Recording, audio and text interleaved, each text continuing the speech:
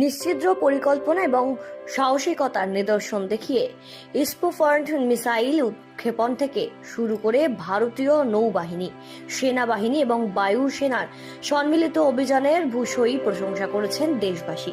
আর এই যুদ্ধ জয়ের গৌরবকে স্মরণ করে এদিন দক্ষিণ কলকাতার এক ক্যাফে 3টি দেওয়াল জুড়ে তৈরি করেছে সশস্ত্র বাহিনীর প্রতি শ্রদ্ধার চিত্রাভিন্ন। সেই দেওয়াল চিত্রে সাহসিকতার পাশাপাশি দেখানো হয়েছে পাকিস্তান অধিকৃত কাশ্মীর অর্থাৎ পিওকের ভারতের অবিচ্ছেদ্য অংশ হিসাবে। এদিকে পাকিস্তানের বিমান হামলার পরিকল্পনা বানচাল করতে গুরুত্বপূর্ণ ভূমিকা নিয়েছিল ভারতীয় বায়ুসেনা।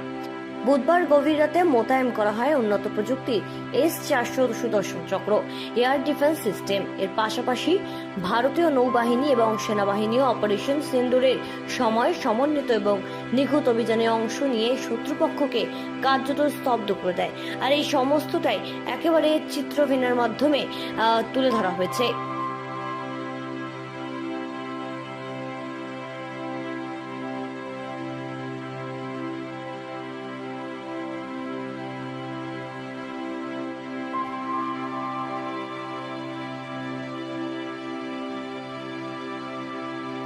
ব্যুরো রিপোর্ট, সঠিক বার্তা।